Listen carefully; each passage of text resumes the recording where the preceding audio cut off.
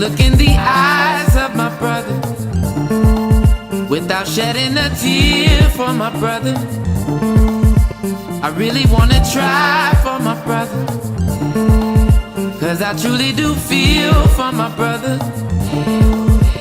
And since they lied to my brother, yo, we in here. We're joining the game in the 9th hour as per usual.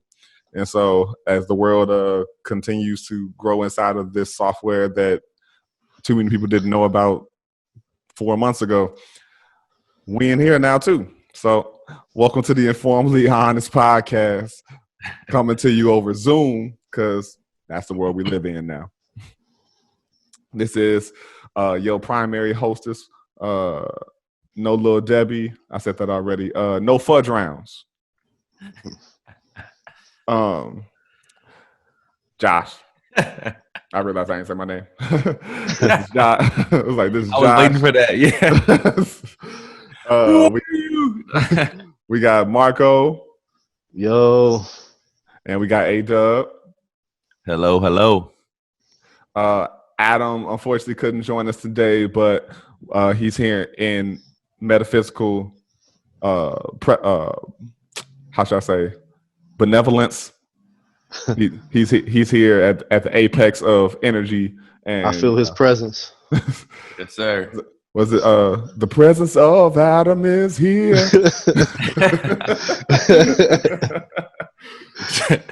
He stands strong in the spirit. Feel it in the atmosphere. If you are joining us for the first time at the InforMILLy Honest Podcast, we want to welcome you. I think this is like, I don't even know. I'm not going to act like I know what episode this is. We just recorded. I think like 7 or 8 or something. I want to say it's 7. I want to say. Yeah. I could be wrong. The sun trying to come through my window. Hey, welcome the sun into your life. You acting like it's a hindrance. I know it's messing with the video. It's messing with the lens. It ain't messing with me. It's messing. I'm just messing. It's trying to bless your plant, man. It's trying to bless that plant.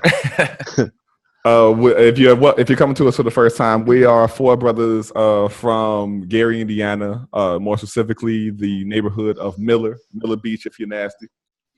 And we've been very close friends for over 20 years. And so we were like, yo, we enjoy these conversations with one another. You know, we have our accountability and our like challenges to one another. Even though we all came from the same place, we've all led very different lives. And so we were like, you know, why don't we record it in the age of the podcast, and especially in quarantine, everybody and their mama got one these days. So, hey, can't hurt for us to do it too. So, yeah. We do it better. That's the hope. Got something. Yeah, the South got something to say. We're not the South, though. We're very middle. I know. I was just watching that video of Andre 3000. My bad. From the Source Awards. Yeah. The South got something to say. Yo, y'all don't like the South? Yeah, and they got booed off stage. Crazy. If you haven't watched, I can't remember which documentary it was. Most of those hip hop documentaries are fantastic. The Art of Rap, especially the one with Shad, Hip Hop Evolution, fantastic. Yes, dope. So yeah, we come together to have these conversations. I know we veer off and whatnot. We're called the InforMILLy Honest Podcast because we have a format, but we don't. And we just have this conversation that we hope to include y'all in at some point. The more listeners we get, they coming up, they rising. People are listening, so you know, just tell your friends, tell your family. To the top. Send in your question videos. Yo, if you hear something that we talked about before on the previous episode, or you hear something that you want us to either go deeper on, or we ain't talking about that shit again. I'm not saying that. We might have, you know, we only say what we can. I know for me, I'm neurotic as fuck. And so what happens is when I'm re-listening to these for editing purposes, I'm like, oh man, I had some other shit to say that I did not say. That happened a lot. That happened too, man. And so it's just what happens. You know, you in the spirit, you in the moment. And so first of all, because we are all best friends, it's imperative that you check in on one another. So I don't know why I'm looking everywhere, but in this camera, it's what I do. We have a check-in. So how y'all doing? What's going on? How's your spirit? How's your head space? How's your heart space? I'm doing beautiful right now. I'm off. The sun is shining. I'm feeling mighty. Okay. All right. Come on, Power Rangers. A-Dub, how you feeling? Yeah, I would have to echo those sentiments, man. I'm doing pretty well. I just finished up my first week of the new gig driving. It went pretty well. I've gotten nothing but good reviews thus far. Okay. My coworkers are super cool, man. Just supportive and just they gave me a proper welcome. So I would like to say that all is well in the Midtown neighborhood of Atlanta over here. Oh, hanging in there, man. Hanging in there. How about you, hostess? Well, I don't know about hostess, but yeah, I know.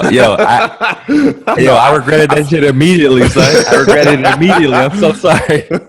It's fine because I realized I've said hostess so many times, and no, I identify as male as I was born.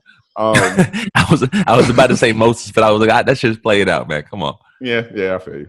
We try not to be corny, although I am a corny motherfucker. I am not even gonna act like I'm not. We all got our moments. Yo, it ain't even a moment. I am consistently of a maze nature, if you will. I think you know what, man? I feel you, but I think my girl adds to that. I think my girl brings that out of me too. You know, I think that's just love, man. I think that's real. I think everybody's corny with their girl though. Yeah. I just be like, baby, you know I love you. Hey man, yo, hey. No, that's the whole thing. Like I think I've been corny with. I don't think I've ever been cool. I think I've been corny in every like romantic situation I've been in for the most part. But that's what the ladies like though. I am not gonna make that presumption, but you gotta give them. Yeah, you gotta give them what they want. I don't know, told man. me. Some East Coast ladies that I got an email last week. Yeah, from all ladies. Some ladies on the East Coast that I tried to talk to before did not feel the same way. But what was it? I think of one particular situation to tell you about some more of my shitty past. What was it? I was sitting in my car with a lady that I was with way back when, and I remember this might be one of my like all-time corniest things. I was trying to convey to her how much she meant to me, and how connected we were. And so I took her hand, I kissed it, and then I put it across my neck so she could feel my pulse.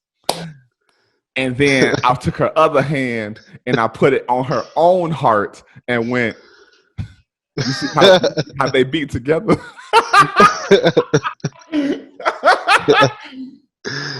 Hey. You should have got one of them. You should have got. I'm crying, bro. Yo, for all the listeners out there, I'm currently crying right now. I wasn't ready for that, man. You should have got the exact heart rate. I wasn't ready, bro. I wasn't ready. Now here's the thing. This is the kind of bullshit that I would like come up with out my ass because what's funny, I don't even know that they were going together. I just said the shit. Hey, I mean, not that is a thing of working or not, but it probably would have worked on most, women.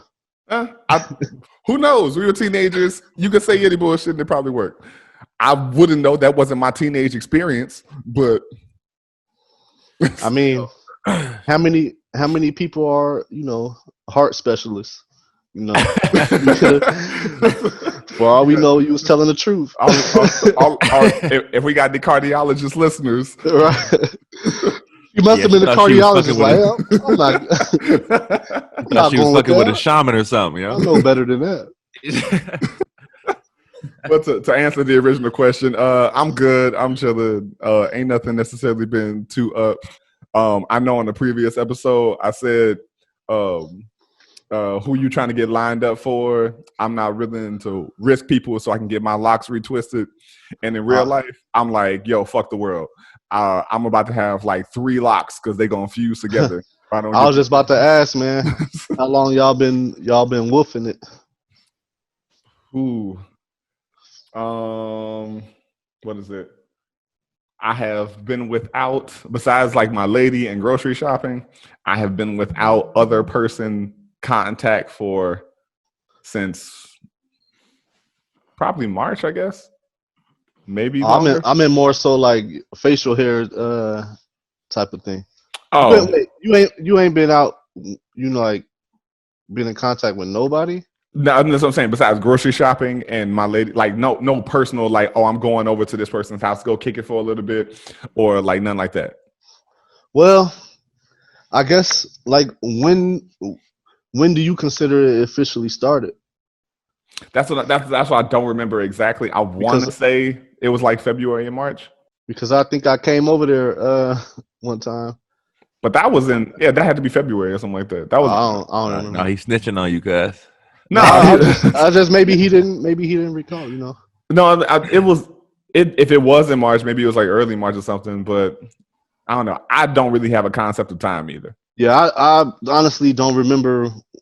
Like, when could we say it officially started anyway? Yeah, I think it kind of was hearing about it. Then it was a certain point they started taking it more serious. Or that was around February, March, if I'm not mistaken. I think at least for me, because I came back in like the first week of March from a crazy traveling trip, and I was still doing like the normal thing, and then maybe like 2 weeks later, shit hit the fan. Yeah. Just to give like a reference of time. It's an interesting experience, but I'm chilling. I had the whole cabin fever thing in the beginning, but now I'm like, it's just a different kind of normal. Like I said, I miss people to a degree. I miss working, but it's another day. What's very interesting about that is like my current job is like a driving gig, and I only see like for the most part, I only really speak to people at the beginning of the day, like when I'm loading up the van, and then at the end of the day when I'm unloading the van, like when I leave headquarters for the day, and then when I come back. So it's a very lonely is the wrong word, but it's a very it's a gig for an individual, somebody who's okay with just being alone for maybe 9 to 10 hours a day, like maybe just saying hi and bye to certain members when you're delivering and picking up compost. Yeah, driving jobs is somewhat lonely.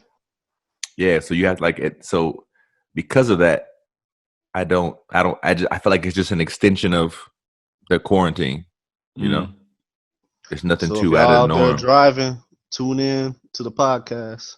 Hey, yes, sir. That's what I was getting to. That's what keep you going when you got a job like that. Yeah, man. And shout out, and as you listen to us, I want to make sure that I give love to friends of the podcast. So shout out to 8818, who is Maurice and his ladies podcast. And shout out to Call the Brother, because they and shout out to Sex Kiki. Those are friends of the podcast. By all means, they got some dope projects happening in their respective places, very different genres of podcasts, but I want to make sure that we build up our circle as we we can always talk about the dope people that are already established, the Flagrant 2s and the Joe Rogans and the Bodega Boys and all of that, but we'll make sure we shout them out. Yo, and that's why you the goddamn host, my man. Shit. Yo, keep us on track, man. For real. There is no track. It's informal. True. So I don't know about y'all, but if somebody said, "What's the most important meal of the day?" What you saying? Lunch. I mean, I've heard it was breakfast, but like it's hard. It's hard to constantly do breakfast. You know what? For me, I actually agree with that. I don't know that I agree that breakfast is the most important meal of the day. Like specifically because I'm wondering, is it a matter of like what type of breakfast? Like what I skip it so often, and when I do have breakfast in the beginning, when I do have breakfast, it's something like mad short, like a fucking banana or a granola bar or something like that. So I don't know what they mean, if they mean like a proper breakfast. yeah, Or I think they're trying to say like I looked into it before. They were basically saying that you get your fuel for the day, like through breakfast, and if you start your day off right with a healthy breakfast, then it can lead to a more productive or whatever term they want to use. You're just the greatest human being on that Right. day. It changes your life. I don't know. Healthy is always relative as far as like when people be talking about, oh, this is a healthy meal. I'm like, yeah. Is it?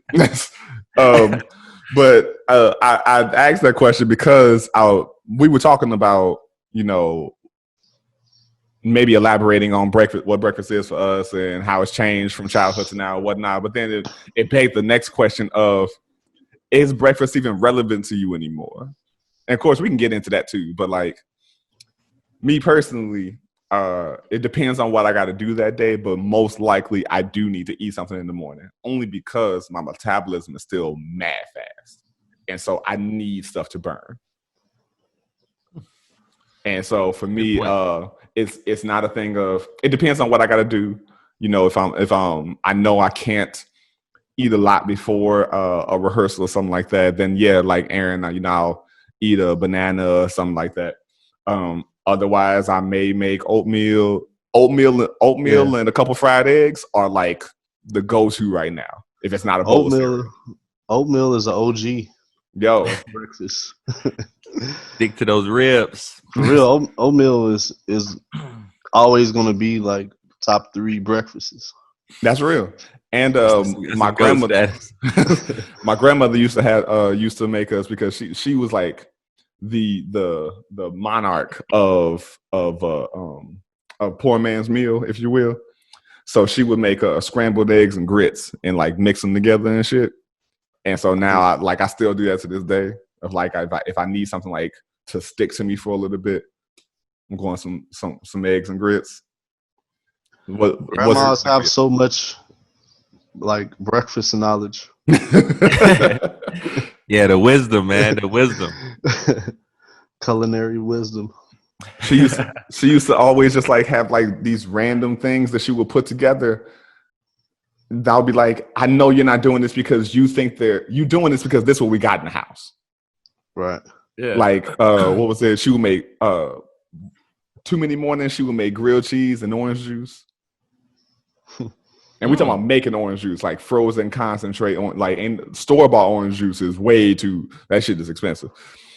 Yo, I know exactly what you're talking about. The frozen ones. I know exactly what you're talking about. That one that looked like a can of Grind's biscuits. Yes, sir. Yeah. Yes, sir. Then you gotta add three waters. 3 waters. In the same container. And the it's crazy not even thing juice. is, man. My grandmother actually had the money. She was just cheap.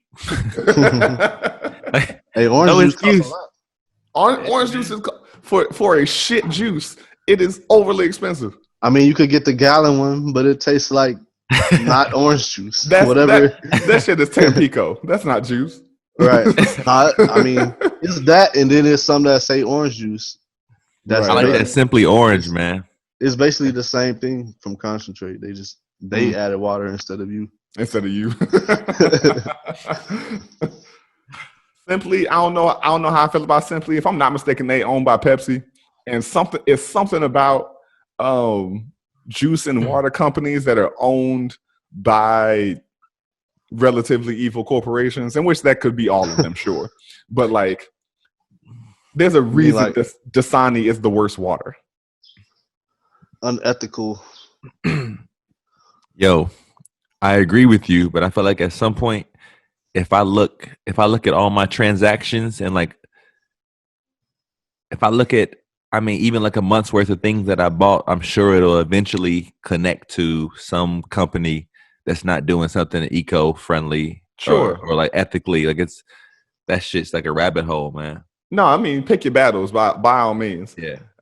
It gets me more when I'm like, okay, your company may suck and your product is also not that great. I feel that.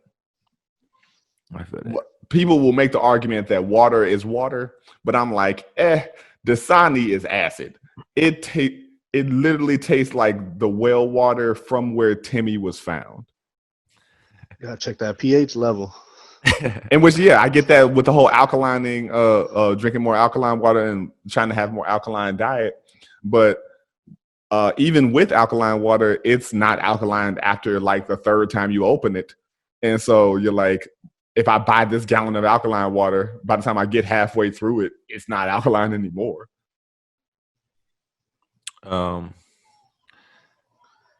Also, if it's been sitting in the sun, like in the plastic bottle, that is definitely not good for you. No, I accidentally drank some once from that, and it was a very unfortunate experience. Yeah. Right now I'm gonna say two things. Right now we got a filter on our kitchen faucet. It should kind of help with that, so we can actually drink from the faucet, and it actually tastes halfway decent. Mm-hmm. It's actually pretty good. But I want to. The second thing is, I remember. I don't know if this is Gary water, Miller Beach water. That shit was amazing, yo.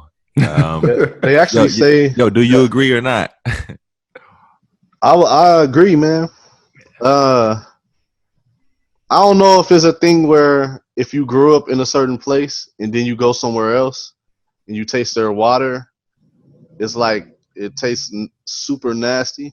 I've experienced that many times, but I don't know if it's just where everybody, is like that for everybody, or particularly where we grew up. But I have heard people say that Lake Michigan's water is pretty, relatively good.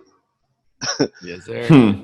Dude, I agree completely. Yo, I don't know if it was like just because I was coming in at like 9 p.m. from skating for 14 hours and then playing 6 Oh yeah, well that'll always do it. Basketball. Yeah, that'll always do it. Yeah, like 6 games of shooting hoops and like shooting hoops and like 1,500 tries to a kickflip. So you know what I'm saying? And landed like 4. I don't know if it was just a matter of like exhaustion and like anything tastes good, but I genuinely the water tastes so fucking good, man. Like, maybe that was I grew up in kind of two worlds of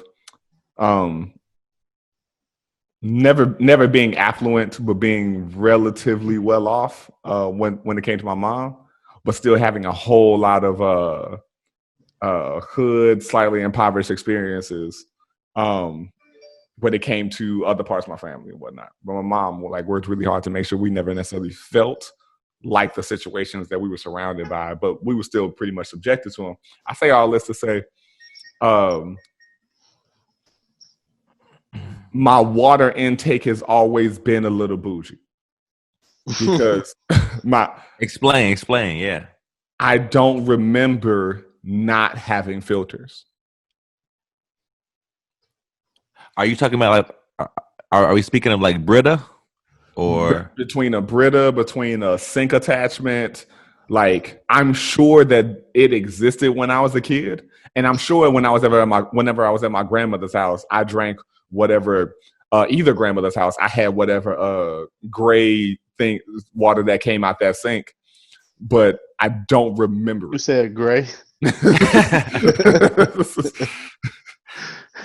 I don't fully recall not having filters or bottles. Sometimes you gotta get your metals up, man. Get your iron. And I feel you, dog, but like aluminum. I gotta say,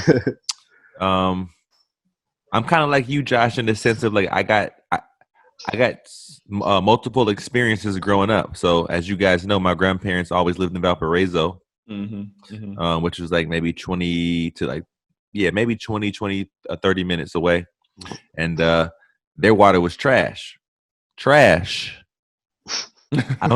Yo, for the people in the back, trash. That water was trash. It doesn't matter how many ice cubes you add to it, it's trash. So I got this. I mean, and that's a much more affluent area or city than the one that I grew up in. So I don't know what the hell is up with that, man. Yeah, I wish they had a Brita. Shit. I remember having Britas like off and on, like maybe one would break or the filters ran out, or right. It wasn't like we need this. I guess for me, like the information wasn't there. I really thought that we had good water the whole time. But you learn about fluoride and chlorine and all that, lead and all that type of stuff. Yeah, so. That's true, man. And you do better. It's always just been interesting. So to kind of circle back, what are your breakfast practices now? These days, we can even say compared to your childhood, but like, what are they now? All right, Marcus, do you want to say something? Or I was gonna say like mostly non-existent. Like my breakfast experience is mostly. Sometimes I'll eat breakfast if I wake up early enough, but if I wake up like past 10 or something, also it depends on like how late I ate. Because if I eat late the day before, I'm not gonna like keep stuffing myself. I'm still gonna feel on a normal day. How early are you eating?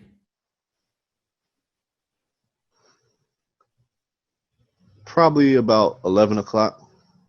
Oh, okay, that's not that late. So most of the time, most of the time I'll skip breakfast, but sometimes I just eat when I feel like, I don't really think about the meals of the day. Okay. I think I'm more like that, like more spontaneous, if you will, in my eating. But like as of right now, like on the average, my breakfast consists of like a banana and some granola. Like that's like something quick, and I might not even eat it at home. I might actually eat it on the way to the gig or something. We might benefit from being on a schedule. I don't know. But as far as food goes, that's what I was gonna say. Like on the weekends, I really enjoy like spending time having a proper breakfast, if you will. Pancakes, waffles, like strawberries, eggs, like toast or whatever. I actually appreciate that, perhaps because I don't get it throughout the week for the most part. I love that. Like 4/5 of what you just said was bread. Like pancakes, waffles, bread, toast, some cake that's been deep fried. I'm speaking to our audio engineer. Edit that out. All right.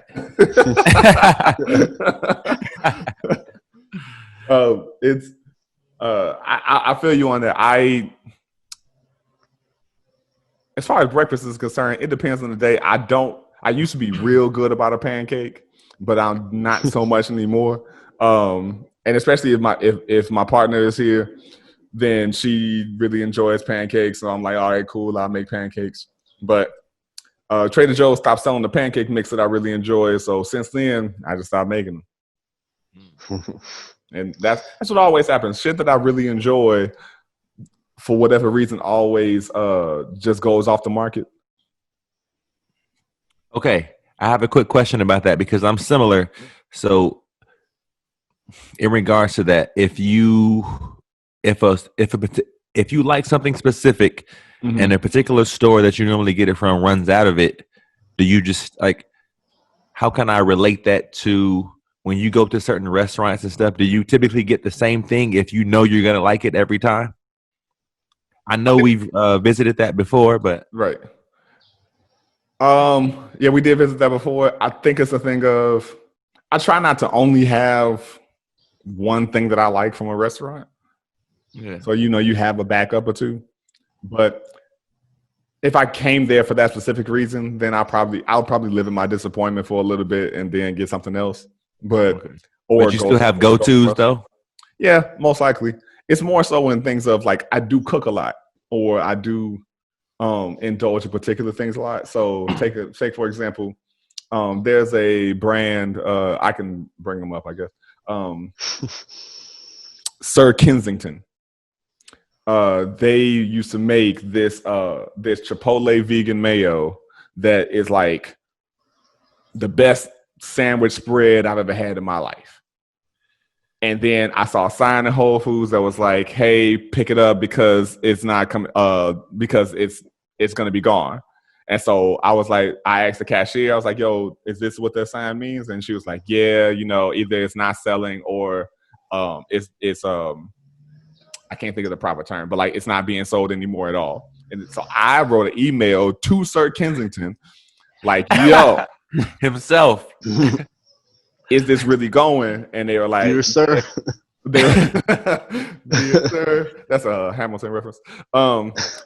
So and they were like, "Yeah, it's being off the market, but if you want, you can make it." But they sent me a recipe for the regular fucking vegan mayonnaise that I was like, "Get that the fuck out of here! It's not what I asked for." And, Give it a chance. Yo. I hope you actually emailed them that. Son. I smacked it out of their Discontinued. That's the word I was looking for. Discontinued. Yeah. And so yeah, it'd be like that where like Trader Joe's used to have this 4-pack of seasoning. Because anybody who's ever eaten my food knows that I be heavy with the seasonings and all of that. And they had like the Yo, you need so much water afterwards. yo, kill yourself. You don't. But it had like Ras Al Ghut and sumac and like all of these like great Middle Eastern type seasonings and whatnot.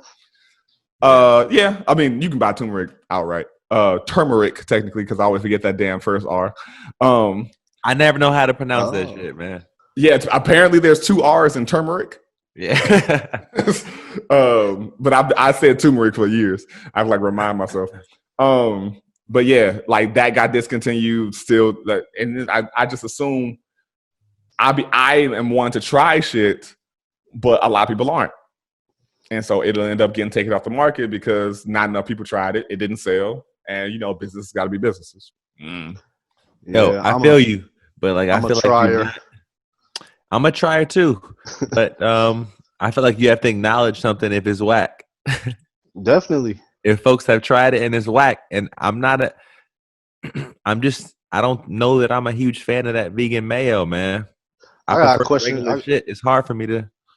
Now wait, you of all vegan mayo or that vegan mayo? Okay. You called me. Goddamn it. Yo, audio engineer, edit that too. Yo, so if you guys don't want to hear what I just said, click the link right here. What were you about to say, Marco? I was about to ask a spin-off question of like what was the question? So you know how everybody wants, and I'm sure we do, want to support Black businesses. Mm-hmm.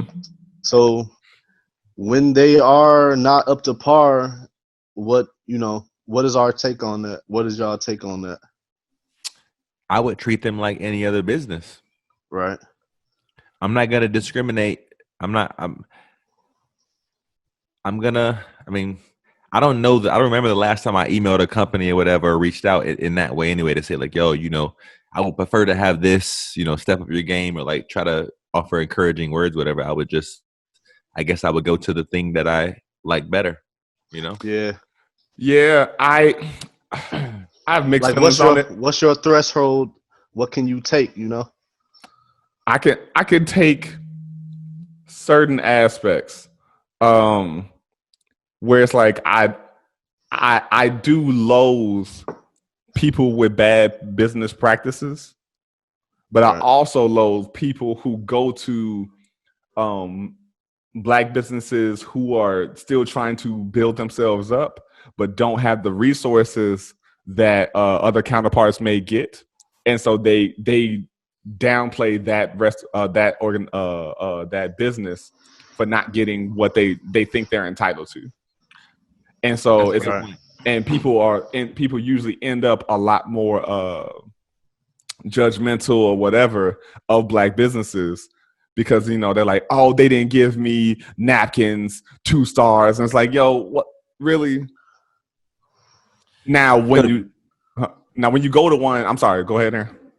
I was gonna say that's a really good point. And I'm actually thinking about it. I don't know if I've ever left a review for a business ever I haven't. in 30 years. I'm just curious if you guys have or not. Like speaking Yeah, of that. me and my girl, like when we go to places we enjoy a lot, I mean, even places we don't enjoy, but I think it stemmed from that. Like as far as leaving a review, like Mm-hmm. we want to let them know or let other people know, like go here. We want to let them know that we appreciate this type of service. Yeah. And Yeah. when it's bad, it's like people need to know that too. I mean, people need to have their own experiences at the same time, but I guess where I am with this is kind of like Aaron too. Like I'm gonna go and try it and see and leave an honest review, but I guess what Josh said is very true, and I never really thought about it that way. Is that we need to give them a chance. Everybody is not gonna be the franchise well established. Yeah. It take time to develop a company. Now, I will But say, I'm sorry. I think certain things should be standard, like good customer service. That's something And that's usually the issue. right. But and I'll say even with that, all of these places have their own cultures to be a part of. That what happens is people go to particular kinds of places and they're expecting what's being set as the norm of how should I say? I'll even put it like this. If I go to a Jamaican spot on the south side of Chicago, I'm not expecting them to treat me like a steakhouse in downtown Chicago. That's not what that is, and that's not what I'm going there for. Now, can I complain that I called you 30 minutes ago to set my order?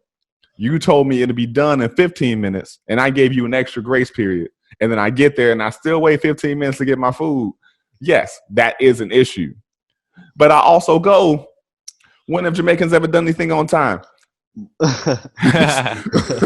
Yo. But you know what? Yeah, I feel you on that, man. I'm sorry. Go ahead, Marcus. I was gonna say I was gonna say, like, I tend to give them type of places more of a leeway because But a lot of people it's not don't. because you're not sitting down in there, first of all. So you don't know what's really going. You don't know how many orders like that, and that's just across the board. Like how patient are you? Mhm. But if it's a sit down place, is certain standards that you need just off the rip. I completely agree with that. I think I'm too nice, man, because I don't really.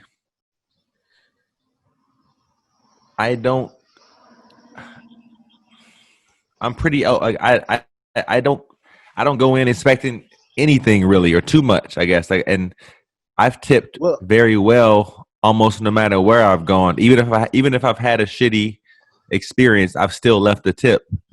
see, I might leave a tip, but it's gonna be very diminished.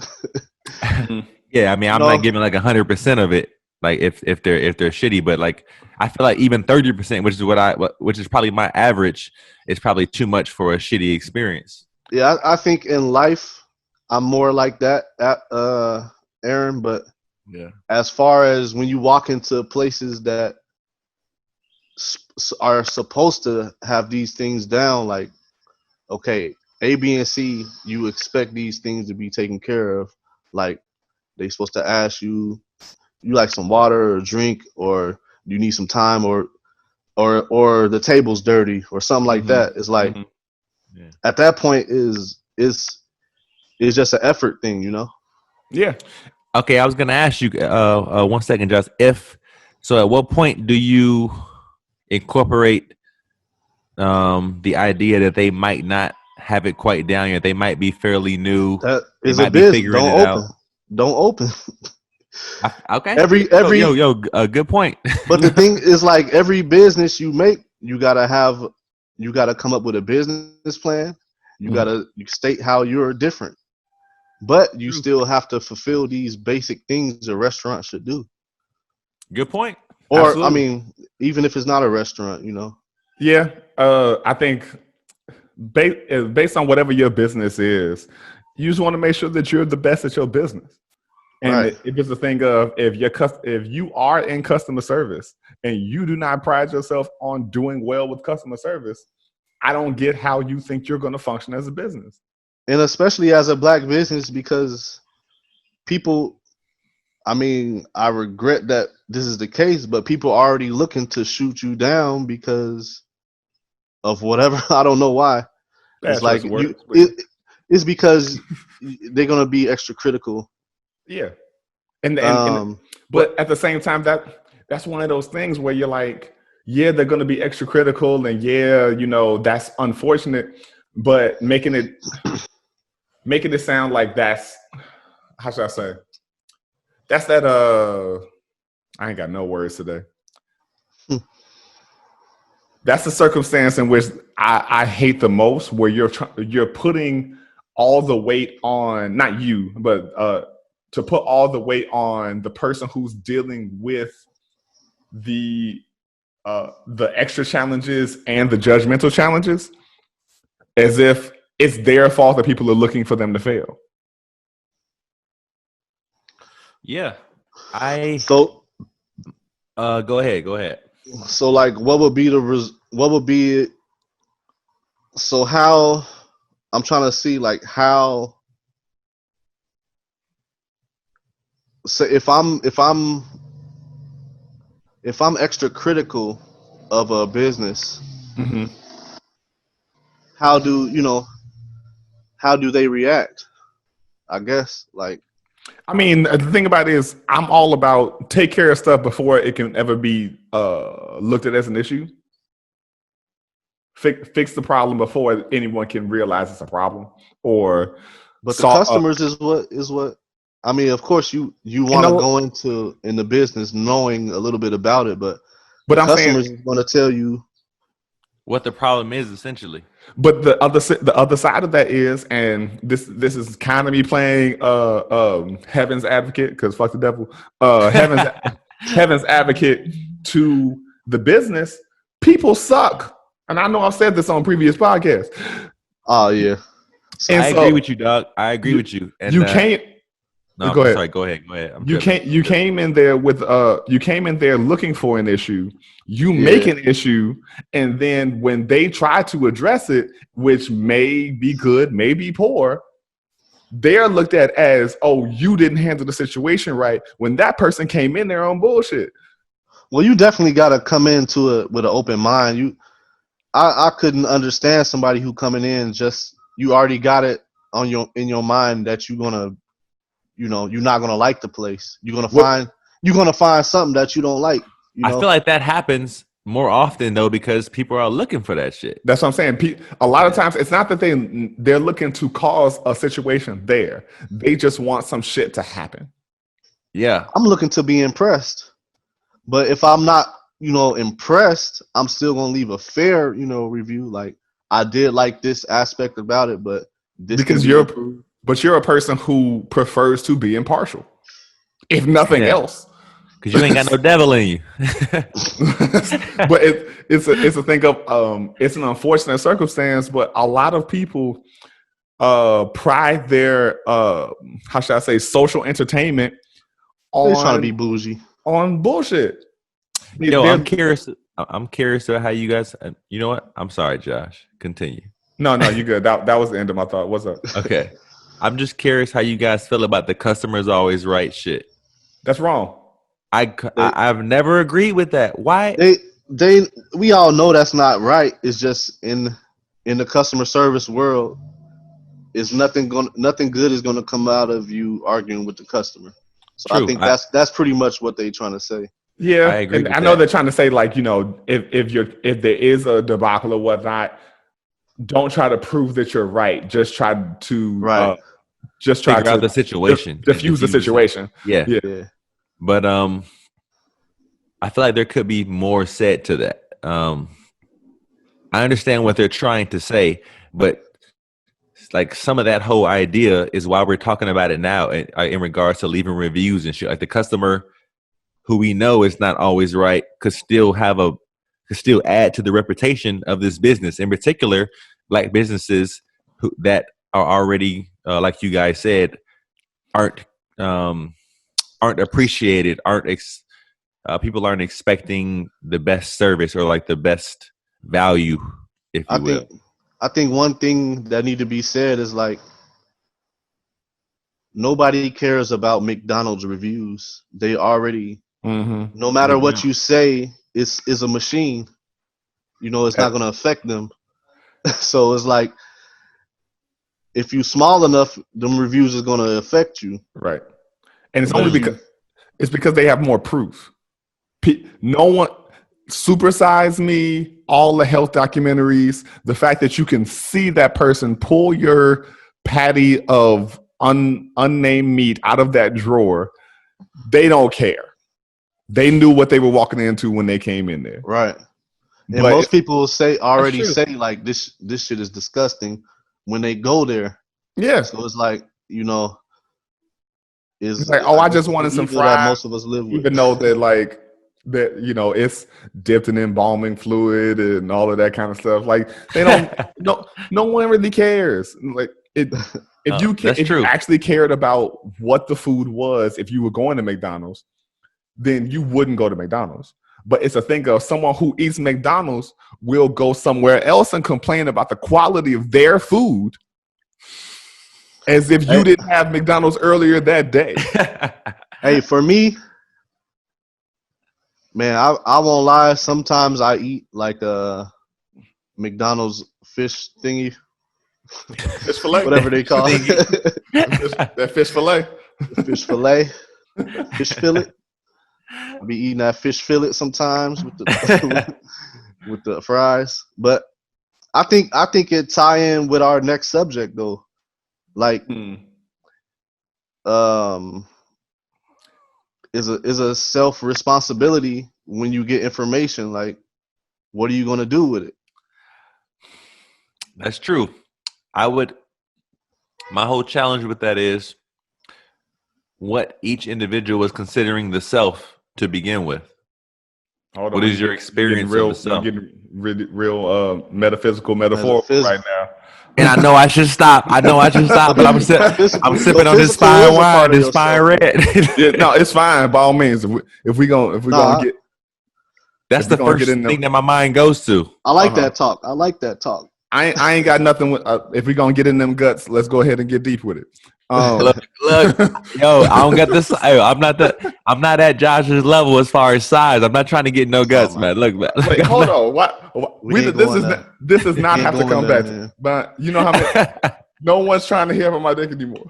yo, that's a knee slapper. I had to say that's a knee slapper.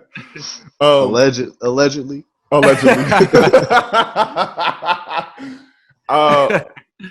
I agree with Marcus with what he just said that whether we're talking about physical, mental, emotional, metaphysical, what have you, spatial, spiritual, molecular, all of it, it's all a part of self.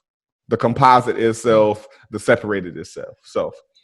And if we're talking about self-responsibility, accountability,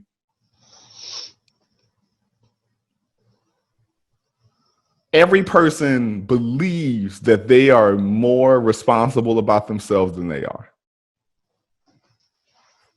I know I want to take better care of my body than I do, and I already do a lot to take care of it. And it's that thing of like,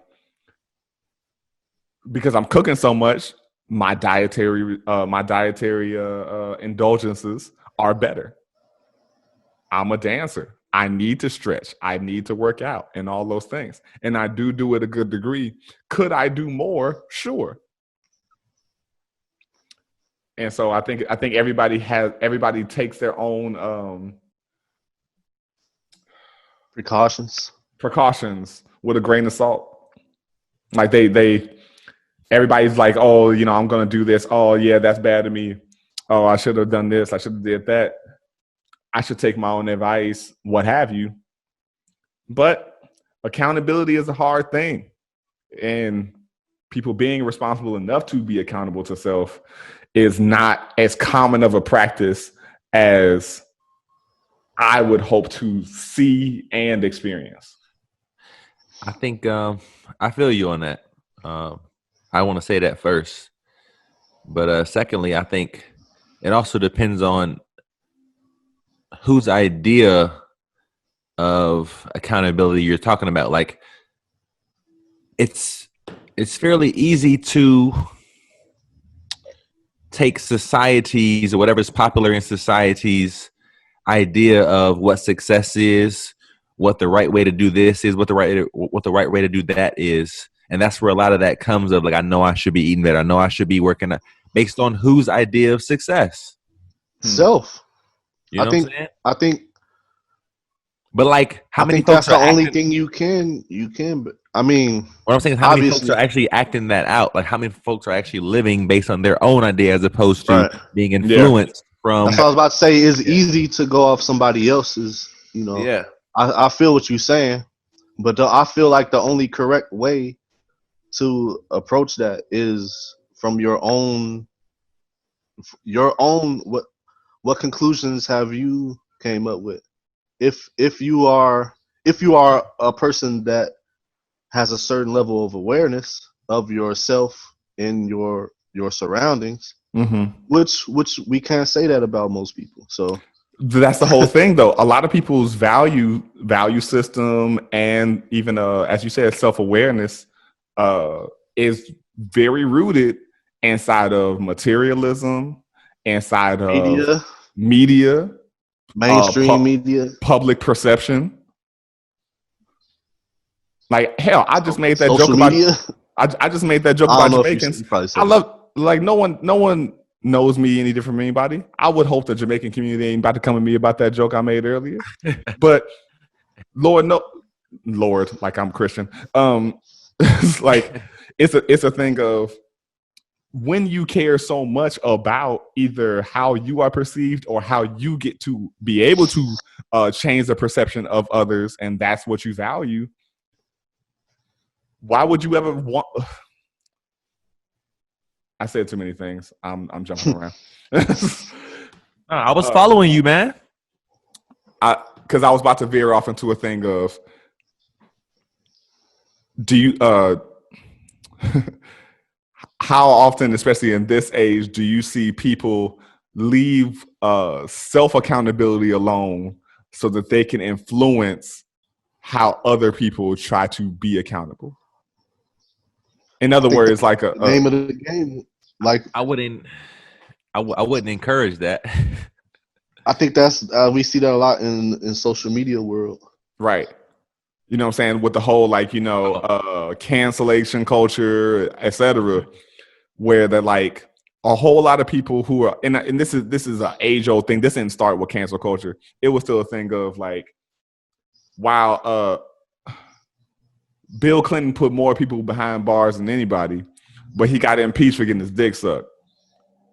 And which is like a yo. I never understood. I don't care if you're the president. You're still a human being going through the same shit that every other fucking citizen is. I'm not expecting some extraness about you because you're a human being. I don't give a shit about what your title is. I don't care if you're the president. When you go grocery shopping, you're not grocery shopping as the president. You're going grocery shopping as a human being. You're looking at the stars as a human being, not the president. Like, yo, we put way too much. Like, that shit's crazy.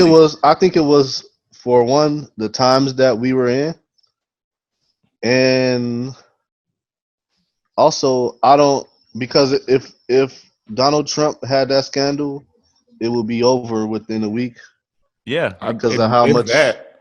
Right, If because you of look, how if you much. look at all the scandals Trump has gone through, Right, he's already had a sexual scandal, so right. like that's why I say is partially the times that we were in, but also like I want to point out that it. I don't think. I think they just dislike that he lied about Probably. it. Sure, but I guess I mean, but who doesn't lie in the in public politician office, yeah. world? And so not to veer too far off, but yeah, Yeah. Bring it back in. it's a thing of, I guess, often at least in my experience anyway, people have the hardest times being accountable when it reminds them that they need to grow. Yeah, I would agree with that. It's to me that's the same as saying the easy stuff in life is not the shit that we run away from or have an issue with. It's the shit when it's the times of challenge when we really see what we're really made of, or who people really are, that we have the issue with. Yeah. I think it's a hard realization for a lot of people to realize that growth is uncomfortable. I would agree with that. It's just like I would agree with that. Yeah, man. And I kind of liken that to like the natural world because I used to be in the business of working in like green spaces here in Atlanta. Mm-hmm. I look at the natural world and it's like that shit doesn't complain. Like it does whatever it finds the best opportunity in the particular situation that it's in and continues growing, no matter what. Mm-hmm. I mean, obviously some of them die, but like it could be the shittiest soil or the shittiest foundation, and it finds the best opportunity in that particular situation and continues to grow and just keeps pushing on. That shit's incredible, man. And also, they don't force themselves into an environment where it's not natural. So yeah, I think that's important to be said too. Is like know what you're capable of, but at the same time, like you got to realize that maybe you won't grow into XYZ. Yeah. Maybe you flourish in another environment. I would ask you, how do you know what you're capable of without challenge? Yeah, that's true. That's true. I mean, that's how you know yourself, through challenges. Yeah. But I mean, of course, we can't experience everything in a lifetime. So right. Yeah. But running away from challenge is never going to. It's not going to make the journey easier because no matter what environment you put yourself inside of, challenge is inevitable. Definitely. I would agree with that. And I kind of feel like it doesn't matter what environment you're in, the atmosphere that you have within you, like the atmosphere that you currently are carrying with you is the atmosphere that you're going to have. So, I mean, you can run from whatever it is and you're still going to be like, you could clean your room. You could clean your room and it could be spick and span, but you could be polluting the energy at the same time, Sure. I'm kind of there with you. You're saying, because if I clean my room and I sage this bitch up, as far as I'm concerned, everything is spick and span. Yes, talking about that way on the. It could seem that way on the outside. You talking about the attitude you had towards it, or in general while you were doing it? Yeah, like what I'm saying kind of is, I mean, and I'm kind of paraphrasing Eckhart Tolle, his book Power of Now. Okay, is it Tolle? Is it Tolle or Tolle? I don't know. I just say Tolle. No, I really don't know. That's why I always see his name. I don't know either, but I just be on some gangster shit. Your name gonna be. I just act like I know, but I think it's speaking more towards oh fuck, I had it before. You're saying you were quoting Eckhart Tolle We're talking about the energy of a space. Even though you may, clean it up physically, you're saying the energy can still be jacked. Wait, I mean, we even know, like, science even says energy can't be created nor destroyed. It can only So, be like, on the transferred. so, like, outwardly, it could seem totally spick and span. Oh, okay, yeah. What I'm saying is, to me, in my experience, it's more about how you do something, not what you do. Mm-hmm. It's more about how you do something. So something as simple as cleaning the room could be great on that, like outwardly, but if somebody fresh was to come inside that room, they might be like we've all walked into a room and felt like, oh, something ain't right here. But This shit could look beautiful, but something ain't right. Like something's a little off. I'm more inclined to think of course, is like unseen forces. I feel like attitudes or however you was feeling can linger, but at the same time, like if you walk into a room, of course you could feel the vibe sometimes, but it's still your responsibility to remain you. You can't let them. I agree. Yeah. I mean, if you're an empath, that's a little harder to do. And so, depending on, to what degree that is. Yeah. Please get into that more, because when you say that's a little harder to do, I feel like everybody's capable in some way. Not saying that you're not capable, because that would mean I was like, yo, that's impossible to do if I was saying it wasn't. Yeah. I'm saying, like, I think if you're an empath, not succumbing to from what I hear, I'm not an empath, but from what I've been told, it's a little more difficult, or a lot more difficult in certain scenarios, to not be susceptible to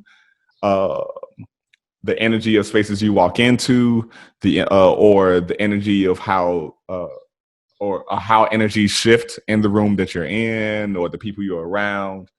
Just being really, or as you hear situations and hear of situations, experience situations from your friends, the close or loved ones, etc., that you can't absolve yourself of that experience because that is in your empathetic nature. So what I'm saying is, how is everybody not an empath? That's like saying, why are some people sociopaths? Like, some people just don't feel shit. Some people feel everything. I've had moments when I haven't felt shit. So I feel like I could understand what they're saying. So, like, it's just like those personality tests. It's like I've been this particular personality, like the INFP or INFJ. I've been those in certain particular situations. Mm-hmm. So I understand what they're saying. So, like, that's what I'm saying. Like, there is. I think it's because I think the average person lives in the gray area, and then there's some people who live on the fringes. I think we all typically do live in that gray area. I've had empathetic moments, but I wouldn't call myself an empath. I just don't be knowing. Like, I just don't be knowing, man. Some of this stuff, I just it's hard to put a finger on. I'm looking for what's stable. Yeah, there we go. What up?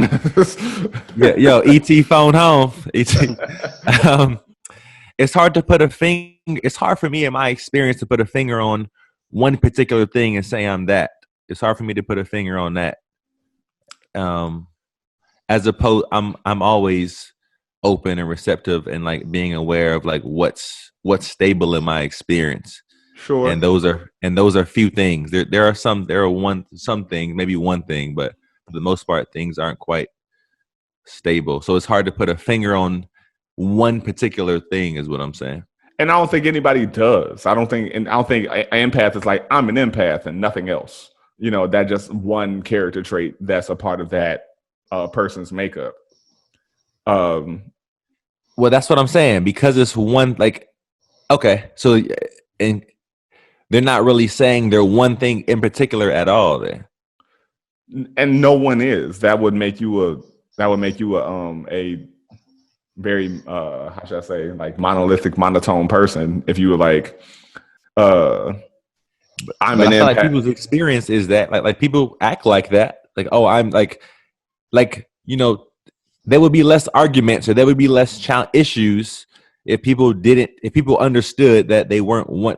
If people lived out not one particular thing, because they you wouldn't. Give me an example. I don't know what you're saying. You lost me a little bit. Give me an example. I'm saying something simple like, if I said I was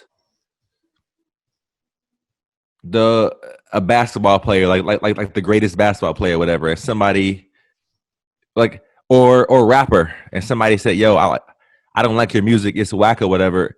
If I didn't identify as that particular thing, and if I didn't have some identity in that thing, if somebody dissed my music, it wouldn't matter because I wasn't identifying with that thing. I wasn't putting so much value in that thing.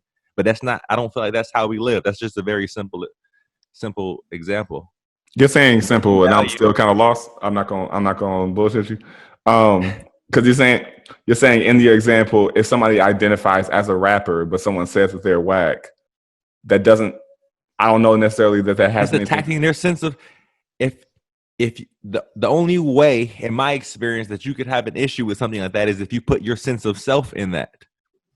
Sure, but if you put your sense of self in that, so when someone threatens that sense of self, that really is just saying, "I'm not feeling your music." It threatens your sense of self. That's when you have an issue. But I don't think so.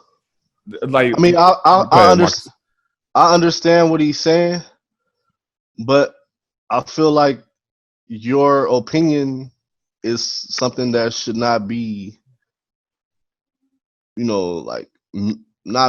I'm sure you're not trying to say like your opinion should be muted. I'm trying to find the right word, but I feel like we should always express, because of course everything is gonna have a bit of ego in it because it's natural. Yeah. So it's like all of my music experience tells me that you're whack. To me, I guess you got to say to me. I mean, I don't think that's what I'm saying is I don't think that's a negative vibe to put out. I think that's honest. Not at all. No, I agree with you. I'm saying I'm talking about the experience of the individual who receives that, who identifies as. We're talking about not identifying as one thing in particular.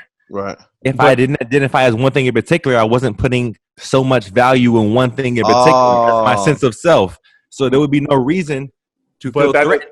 Somebody threatened me as a musician because I wasn't putting value as. Are you talking about how the musician would? I didn't feel like it was attacking my sense of self because I recognized that within me, which is not a reality to me. So I give you this, because let's say we're all artists of different mediums and whatnot. Y'all are all artistic, but you prefer different mediums. I'm a dancer, and a choreographer. Let's say for my choreography, if I do identify as a choreographer because it's something that I enjoy doing. It's something that I put it's a craft that I put myself into. If someone says that they think my choreography is whack, I can't. So maybe that was a bad example. I'm sorry. I'm saying I can take that as an attack on me, or that's just a varying opinion. But you know it's what? Irrelevant. The most an important point to mention. The glare is getting like, real heavy on your camera, Marcus. Hold on, let me move my plant right here. Cool. That worked. But I was about to say, like,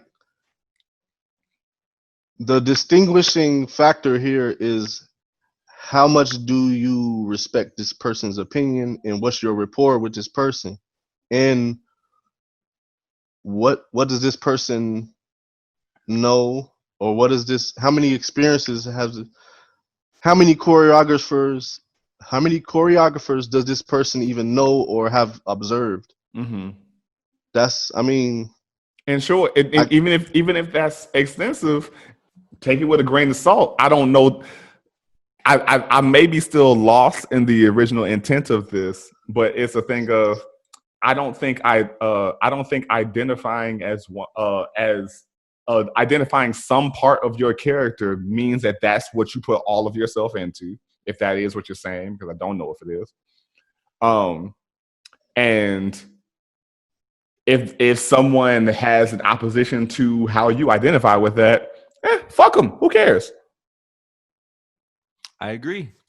I I agree with that. What I'm saying is identifying with anything that you don't know to really be yourself, that's consistently, authentically, moment to moment yourself, might not be helpful, and that's where the issue could lie. But Not saying How would one. anybody know that besides you? Right. At the same time, are we always what we were? You know, like, are we always, I mean, we could think as an artist, but are we always creating, you know?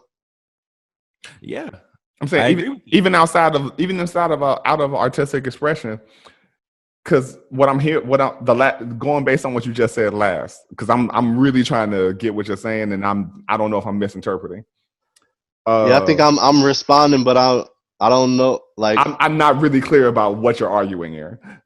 And so if you're saying like if you don't know that to be authentically true and about you, and I'm like, who can qualify that that's not, yeah. besides you?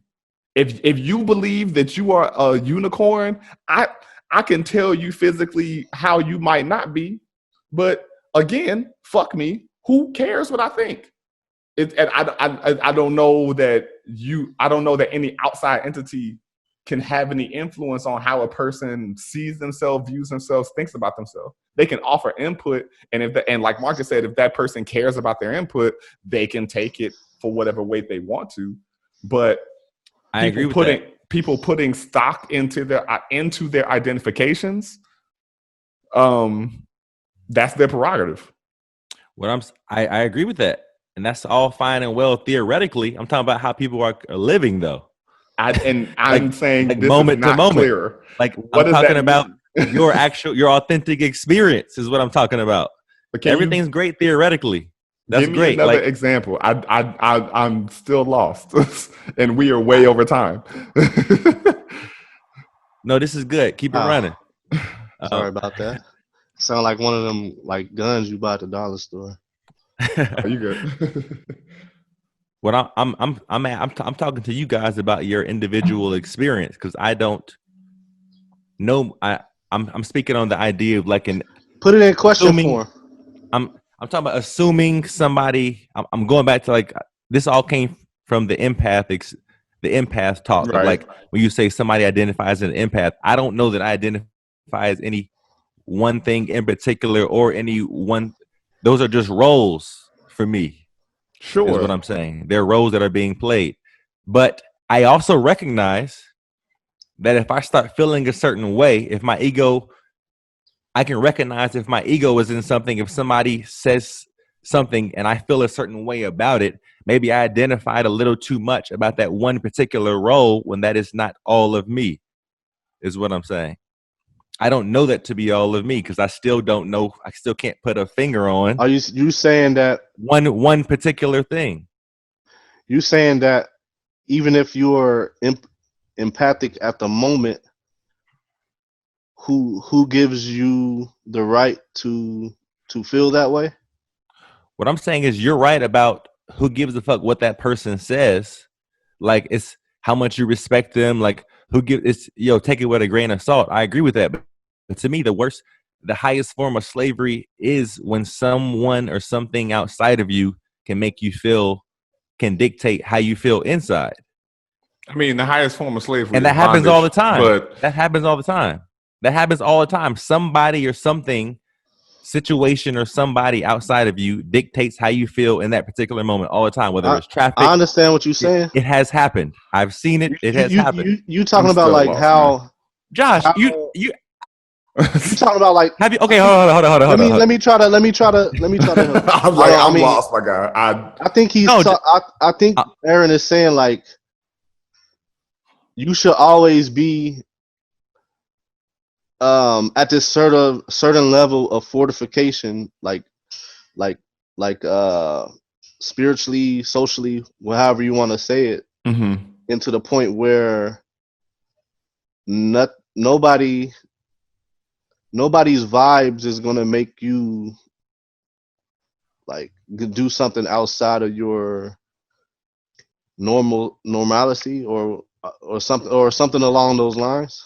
Yeah, like if I'm saying often we talk as if we've already created the atmosphere within ourselves that we can take that anywhere and be the atmosphere without looking for specific atmospheres to appease us and bring that ideal of peace and whatever the fuck people consider enlightenment. But I'm saying that's not a reality that's lived, is what I'm saying. I think there's still. I think it goes back to like earlier. I was saying like you take yourself out of that situation if you genuinely feel a negativity, then you either somehow stop feeling like that, or or actually, I mean, it's possible, but why keep yourself in that environment? You either change how you think about the environment or change your environment. I feel that. I think Josh is still lost. Yep. I got nothing. I'm We I might be. I'm No, still go ahead. confused. I'm not getting what you're arguing. I'm not. I'm just having a debate. I'm just discussing. I'm more so. I don't know if I'm asking questions, but I'm just commenting on what's being said. So I'm not just necessarily arguing so we can anything. move past this. Just make your statement that you like. Make your final statement about. I'm telling you, I'm really like gears are furiously turning. Like what the? You lost me. And I think I responded to what I could comprehend anyway. But I'm not saying that you're arguing for the sake of debate. I'm saying I don't get the point you're making.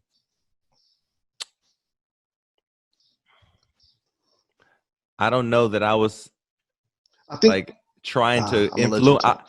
I don't know that I was trying to influence you guys in any way about any No, particular. it's not about influence. Um, I'm sure there was a point to your. I think he's saying sentiment.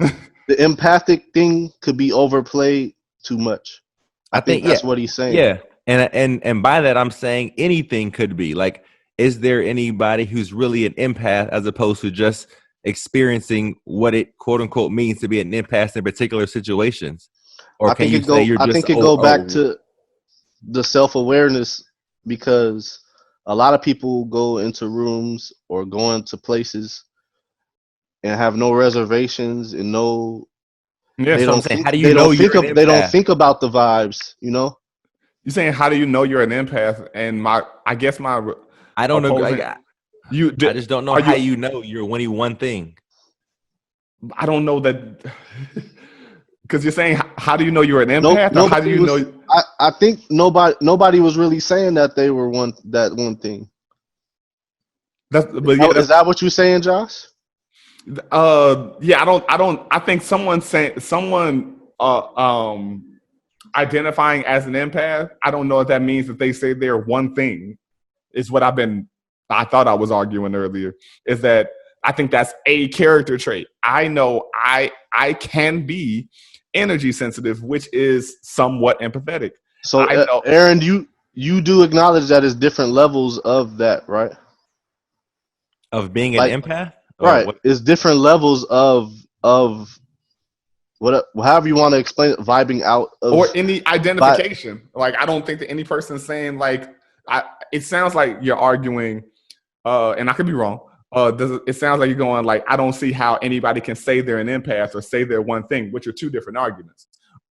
Saying if you feel like you're an empath, that's your experience. You feel like you can read energy well in the room, and maybe your experiences have proven to be consistent with whatever preconceived thought or whatever that you I think you were had. saying that everybody has that, right? That's what you were saying. Right? Sure, absolutely. And I think Yes. if everybody can have it, but everybody had to some degree, everybody had. I'm not saying everybody has to do it because I do think sociopaths exist, and sociopaths are the opposite, where they don't feel any of that shit.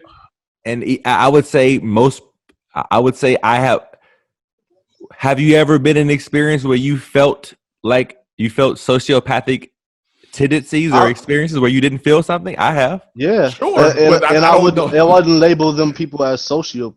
I mean, That's what I'm saying. So is there really one I think sociopath who just never feels anything? Yes.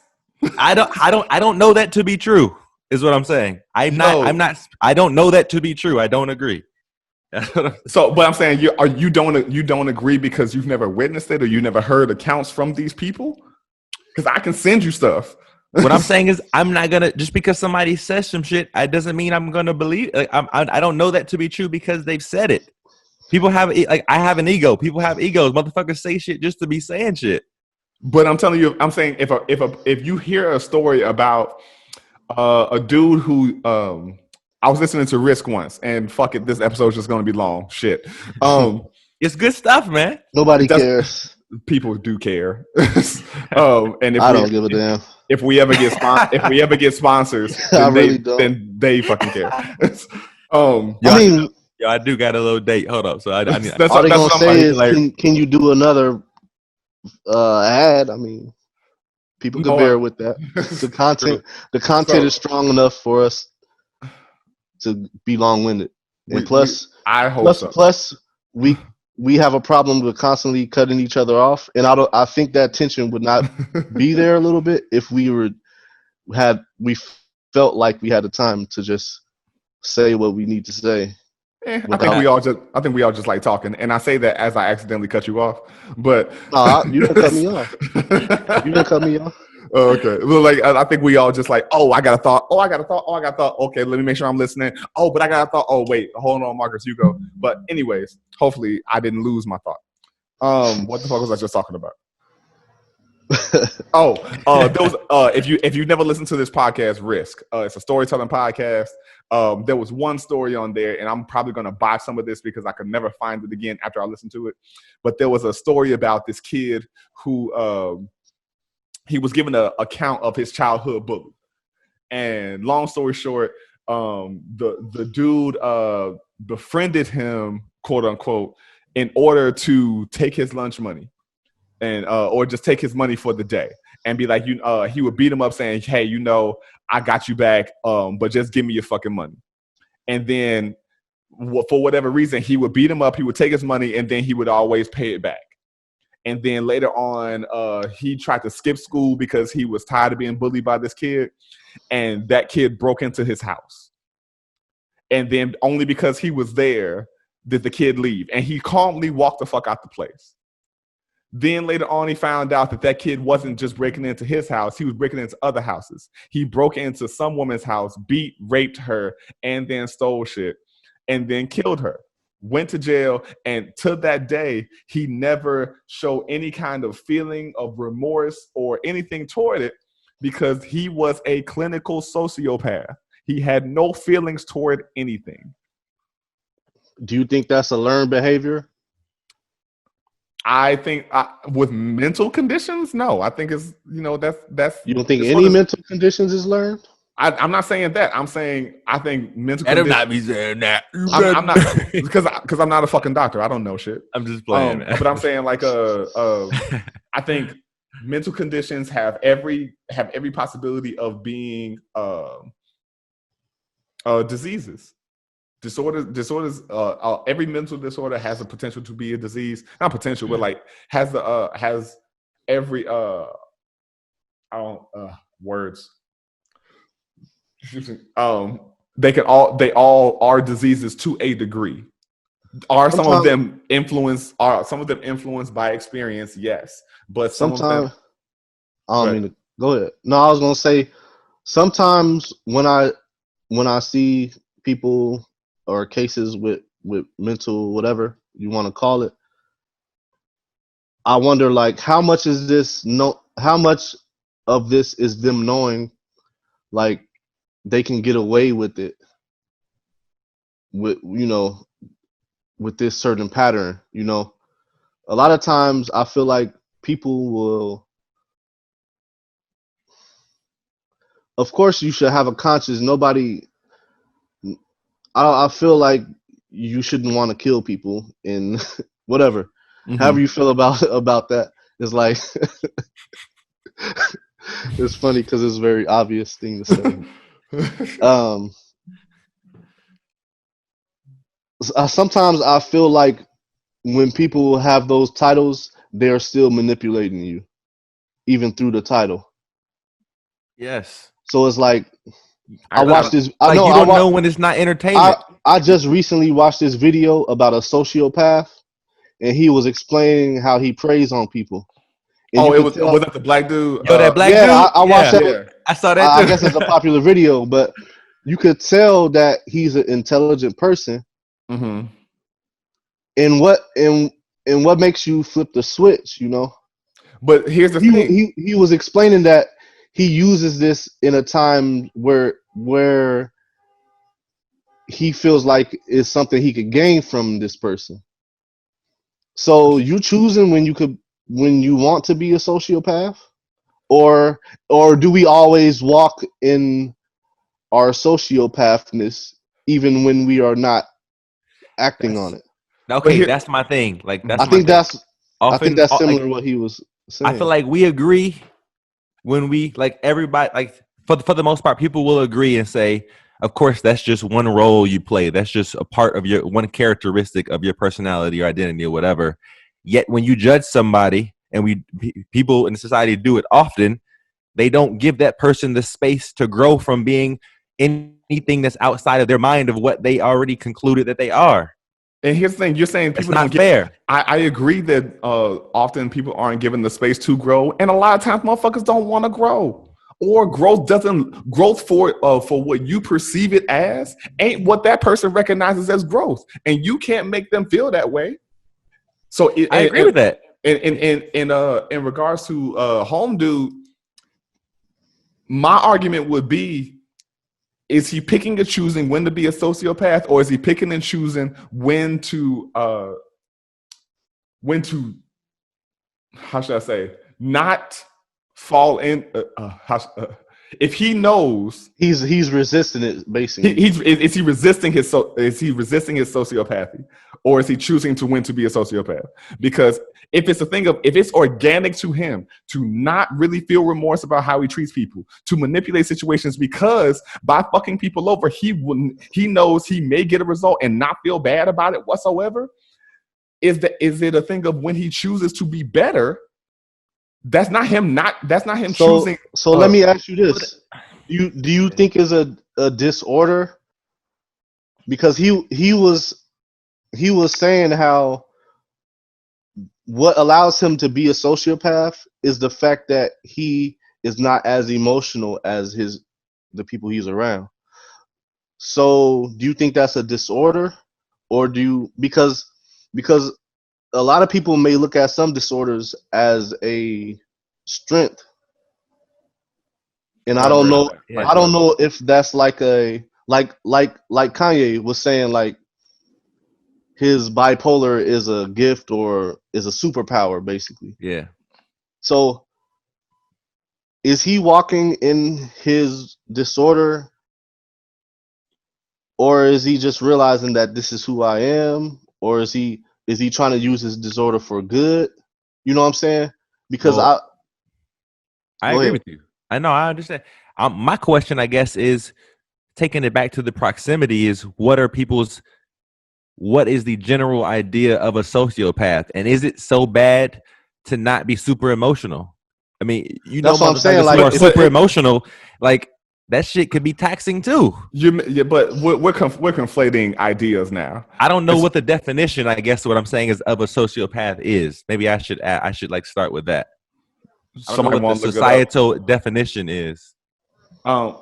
It's a thing of how should I say?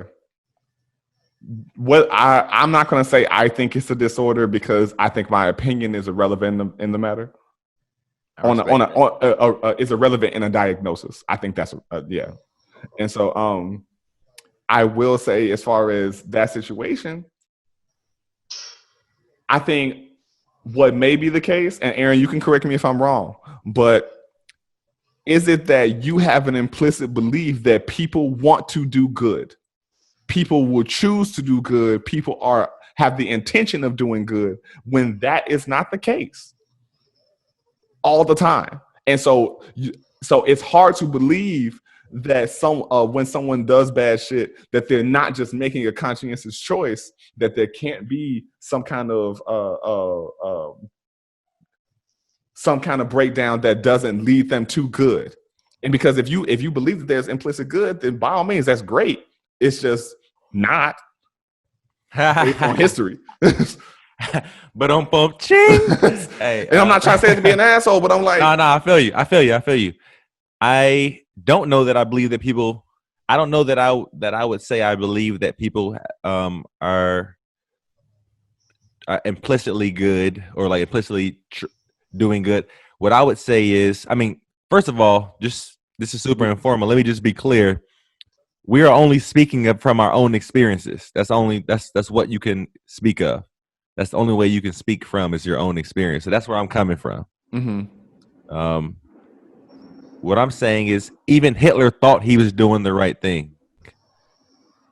Even he thought he was doing the right. It doesn't like. How can you say that? This took a turn. No. I'm just. But how do you know that what he thought? How do you know that he read Mein Kampf? No, because I think.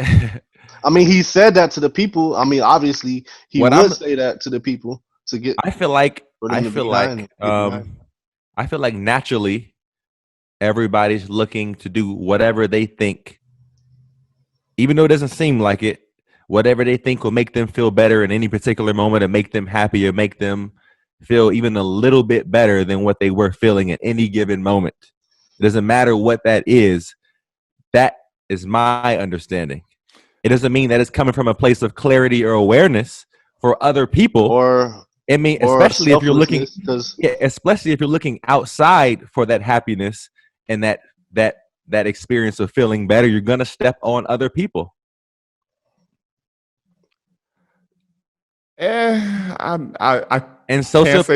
can't say I completely agree with that, but I mean, you don't.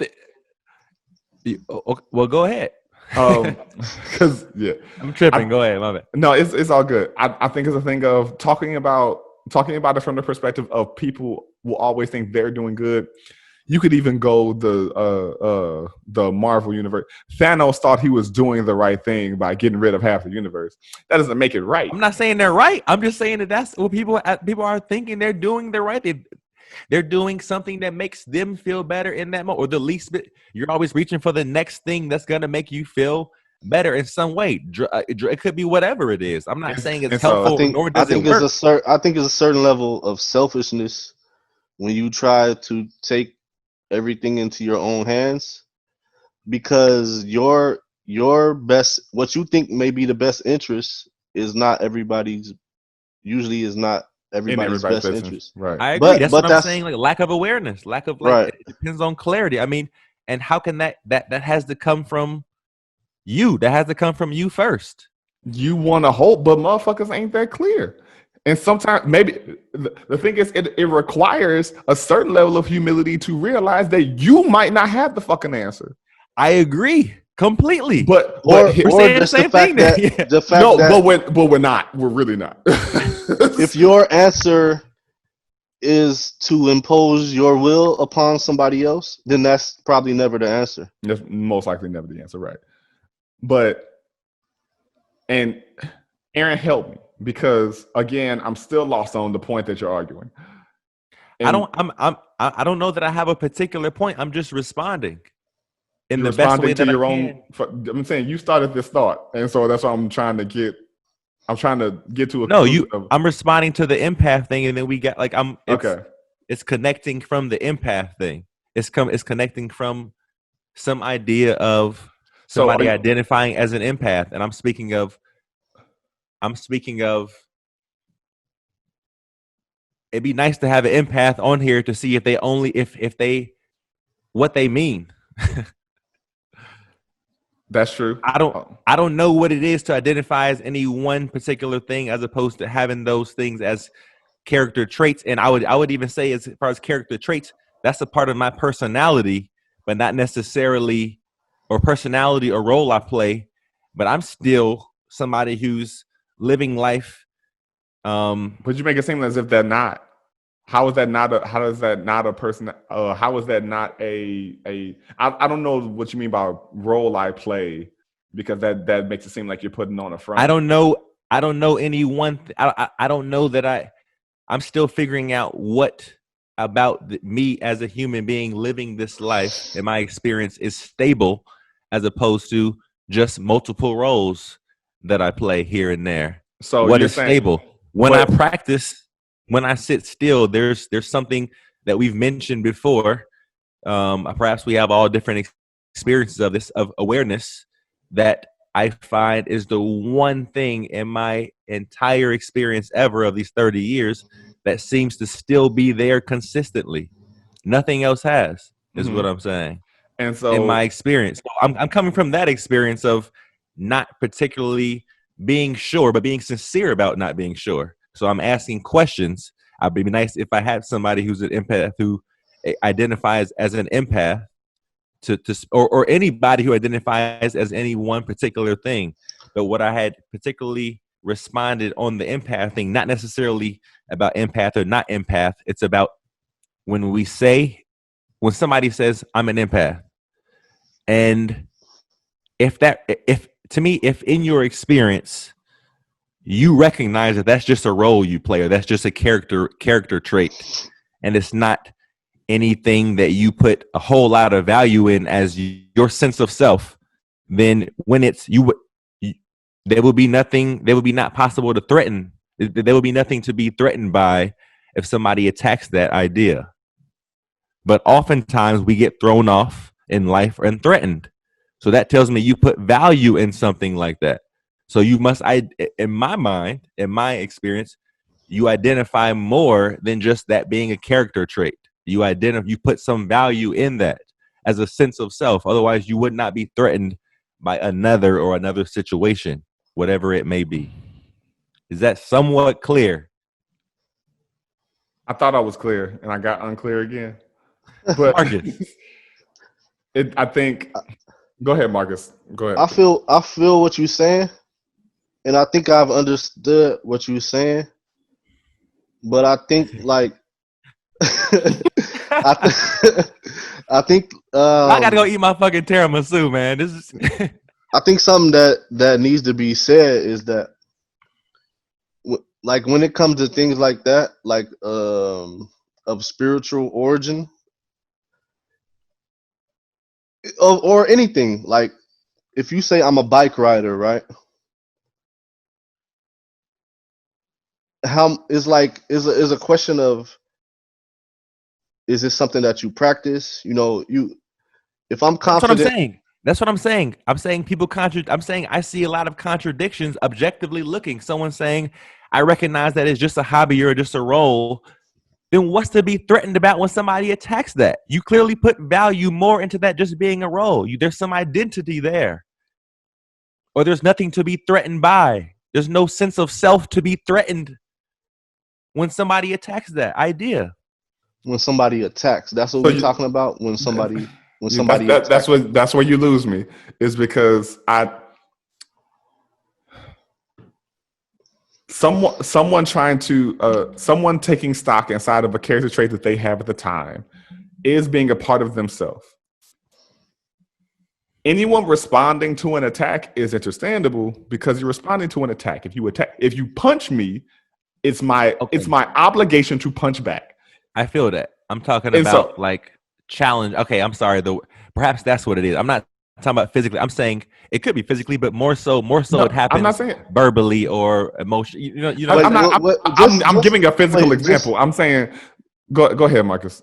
My no, bad. I was gonna ask Aaron just to make the scenario So I can be clear. That's what I'm saying. Like yeah. I appreciate how passionately you are arguing this, but you're arguing, saying the same thing over and over again, and it's not getting more coherent. Because it's so clear to me. That's great. Make it clear for other people.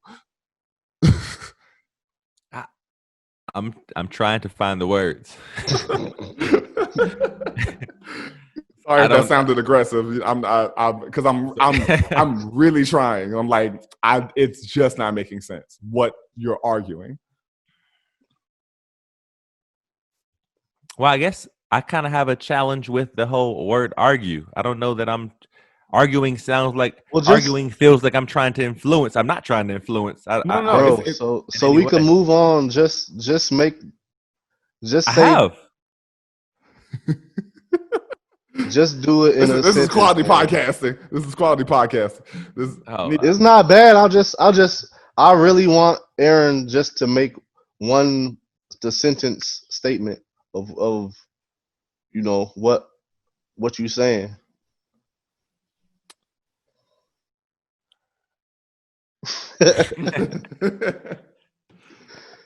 I feel like I've reiterated multiple You're statements. saying okay. Let me tell me if I'm right. So when it deals, we're gonna use the empathy. First of Empathic. all, hold on, real quick. I'm okay and ready to move on. I'm okay with moving on. I I don't am know too, that but I have to. I like to know Yeah. exactly what we trying to say. yeah. I'm not trying like to beat a dead horse, is what I'm Oh saying. no, I mean we could edit it out if we go too long and move to something. We're way over too long at this point, but yeah. I mean, I know we too long with this particular subject. But What I'm saying is I don't want it to be about me trying to prove some point or I'm okay with moving on. It's not. I'm not trying to. I'm not. No, we ain't taking this that night off. No, I've kept this going more than you have because I'm over here like I don't get what you're saying, and I've agreed with things you said, but I just want to know the precise statement that you saying, because I actually agree with some of the things you're saying, but I just want to be clear about what. Yeah. And for the record, before Marcus gets extra clear, I don't agree or disagree. I think I may disagree, but because I'm still lost, I don't have a real opinion yet. So yeah, Marcus, go. Yeah. I think what he was saying is that we often change roles and change. We could be empathic at times, or maybe today I'm a sociopath in its definition. You're saying that? Are you saying that it's harmful to label yourself as something and stick by it in every situation because it doesn't allow you to be fluid in other areas? That's a wonderful question, actually. That is a well put question. Not that any other questions on here weren't well put. It's all good. I want to say that. I want to be clear on that. I'm just saying that particular question resonates. I guess is what I'll say. Let me be clear.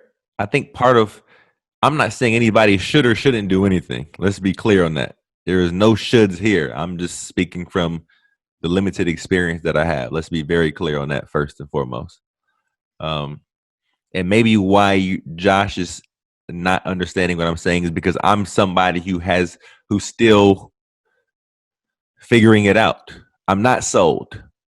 So I'm speaking from the place of not being sold on any one thing.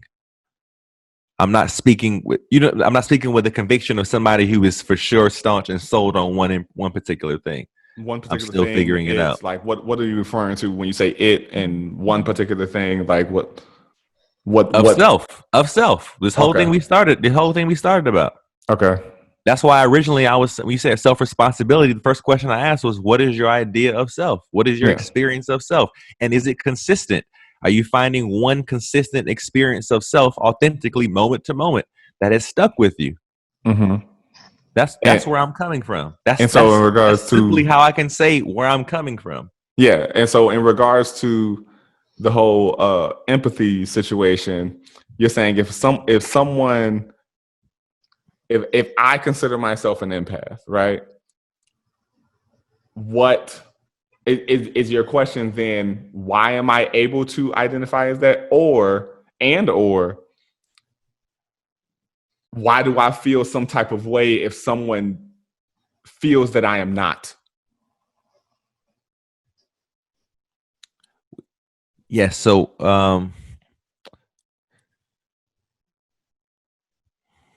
I guess this is off the assumption that, once again, coming from my experience of not feeling like I'm any, I feel like oftentimes we speak in ways that we don't live up to. And maybe that's just a judgment. But if somebody tells me they're driving to California and they're driving to New York, it's hard to miss it. That's why my first question was, what does it mean to be an empath? What does it mean to be a sociopath? You know? My first question is to always ask, what is it to mean to this particular individual, as opposed to the wider range of what society has this idea of, which we often are influenced by. Future reference, we really should, anytime this happens, say the actual definition of this thing. Yeah, yeah. And if we can have any kind of foresight into it, being like, hey, let's try to hit our social circles about if we know anyone with this character trait and try to get them involved in the conversation. Because, of course, we're all speaking about it from the outside looking in. But you know what? I looked up sociopath. Mm-hmm.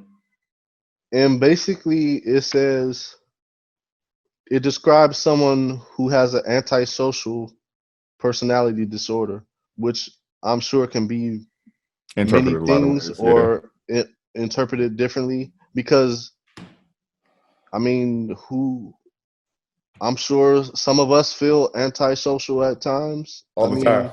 Yeah. Does that make us sociopaths for the day? That's what I'm saying. Like, is this person consistently in that experience all the time? That's something. And if they are, then what? I would love to hear from them. That's what I'm saying. So you're saying it's rare that somebody always lives in their title, is basically what you're saying. Because I'm sure it's people who practice their craft every day, and they still to somebody else, they may be considered not that. You know what I'm saying? So I think there's always levels of it, even if you do practice. If a certain person, I'm not gonna say myself, but if a certain person practice basketball every day, maybe they won't still be good. I mean, I will be all-star level. I was waiting for that. But I'm saying, like, can you still consider yourself a hooper if you practice every day? I think so. But okay, so there's still levels of it, though. Yeah. Like, are you saying that you don't believe that anybody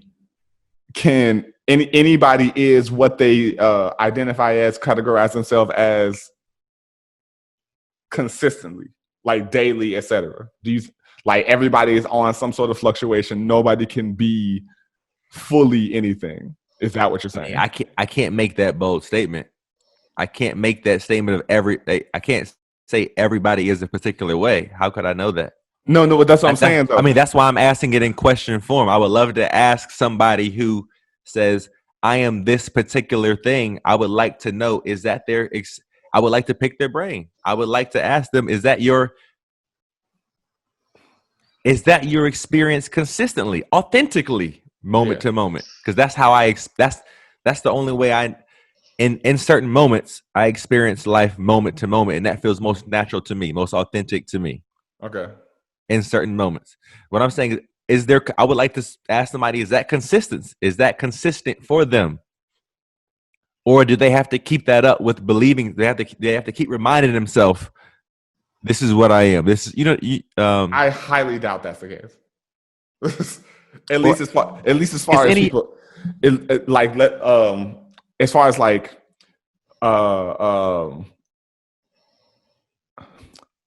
I got a friend with extremely high anxiety. She does not have to remind herself that she has anxiety. She doesn't have to remind herself, like, oh my God, oh right, I can't do this much people. I can't respond to these emails because I have anxiety. Like, that's her What I'm experience. saying is, yes. But what I'm But at saying the is, same time, what I'm sure she her- practiced it a lot. that's what I'm saying. Like what she's Huh? she's saying is like practices she having has anxiety. when the anxiety comes, what ideas about herself does she have? No. She creates when the anxiety comes, she very well, I don't know, she very well may tell herself stories of I am a person who has anxiety. I am somebody who's just prone to anxiety. What I'm saying is I've experienced that it's not necessary to have that story with whatever experience that you're experiencing emotionally. It's not necessary to have a story to go along with it. I'm speaking from direct experience is what I'm saying. Yeah. And so I guess in this scenario, I'm sure this is what you're doing, but I want to make sure that I'm playing devil's advocate. Yeah. Which is what I do with myself all the time. Yeah. You got to. Yeah, sure. You got to. And I guess it's the whole thing of when you're saying your experience, where the fall could be happening is giving context to your statement through more correct pronouns. Because what it sounds like, unless you're speaking about how you've experienced other people, you're saying what you go through and saying at the same time, it applies to other people, and how, like, I don't get how they can be doing this when I only deal with these things. And so, because you'll say, like, I have this experience, this is my experience, and then you'll go, I don't get how it's authentic to you. I don't get how it's how other people are doing this thing. And so I think that may be where I got lost, is because I kept trying to figure out how you're applying this personalized experience to others. And so even inside this whole thing about like my friend with anxiety, you're saying, like, I don't get how you're not applying that to a story. And I'm going, oh, I'm sure she doesn't need the story to feel the anxiety because that's what she's going through in that experience. Yes. This is why I said I'm asking questions. I would like to pick somebody's brain on it, because I'm coming from my own experience. I don't know. This is why I'm saying I would like to pick their brain on it. Yeah, I'm not saying that my experience has to be everybody else's. That would be absurd to say that what's normal for me is normal for everybody else. And no, and the thing is, I'm not trying to live in that presumption. Yeah. That's where I got lost inside of the thing, is because I know that's not your intention, but my brain processes what it heard. Gotcha. And that's why I was like, something's not adding up as far as like you're passionately debatable on this word, arguing this point of this is how you understand the experience to be. When I'm like, if you're not a person who has this thing, of course it's going to be difficult for you to perceive what that experience is. And so to make a claim toward authenticism or anything like that without I didn't say without, but I don't even know if a whatchamacallit, this is right there. It's on the tip of my tongue. I say preface, but I know what's the word? Disclaimer. I don't know that a disclaimer would necessarily make a difference. Okay, I got you. You know what I mean? And so, passionate arguments are fine. I ain't got a problem. Yeah. I think that was just where it fell off. And I know we have what's going on between us, and we are allowing an audience to sit in on it. So I want to make sure that gets said, and especially as an audience listens to it and they make their own interpretations, that part gets really clear. Especially, if they did stick in for this 2+ hours of content. That part is clear, that we're speaking from our experience in regards to when I hear that thing is going on over there, it doesn't make complete sense to me because this is what I'm going through. So I'm curious about that, as opposed to going, that thing feels inauthentic. I don't get how you're going through that. Yeah. I think it is safe to say that people claim certain things that they don't necessarily know about. Sure. Yes. I'm not saying that. That's what I'm saying. I'm not saying that's not a safe assumption. I'm sorry, Aaron. All contradicted ourselves is what I'm saying. Sure, but at the same time, until that gets proven, none of us can tell someone what their experience is. I would agree with that. We can make it up in our own minds, but sure, let's go on. Yes. To me, that's bringing it back to awareness and self-responsibility to be able to decipher what's just my interpretation of something without knowing 100%. It takes self-responsibility to be like, yo, I can't generalize and be like, I'm not going to make a conclusion about something because I recognize this as just thoughts in my mind about something in particular. I'm not making a conclusion. And that makes the next danger, though, is what can happen for people is they will make that conclusion. They'll navigate their life through that conclusion as opposed to inquiring and investigating. Well, that's their problem. Huh? That's what leads to so many problems, though. But that's what leads to so many problems. You know what I'm saying? I agree. Let's get on judgment, by the way. Responsibility. I mean, let's get on judgment, by the way, because that comes up a lot. The word judgment comes up a lot. I am going to vote against that, though, because we are so far over time. All right, I need to watch the movie. I need to watch this first Jurassic Park, like I promised. If we do everything in this conversation, then we will not have a podcast. Yo, I just want to say we brought it. Yo, we did bring it back full circle, though. We did bring it back. We did. And I want to say the other side of this is, well, we're talking about an audio engineer. That's Adam. We don't have an audio engineer. We got Adam. And now Adam in his life experiences has to go through 2+ hours of content in order to edit for us. And so I don't want to be that selfish to G on going like, oh yeah, he'll figure it out. You know what I'm saying? Like he's the one that got to sit through it and do all of that. I feel that. I acknowledge that. Yeah. I don't want him to have to deal with it. I mean, not to mention that, hope he enjoys this. What you say, Marcus? He said he can handle it. I hope he finds this content, promising. Worth a while to edit. So we'll see if we even put this out as a whole episode. We may split it up. We want to thank y'all for sitting in on this. This was a heavy ass conversation, but I feel like we talked so much about trivial shit and sex that we could and music. We can definitely get into more heavy shit. So thanks y'all. This was riveting for me anyway. Yeah, no doubt. Any final thoughts?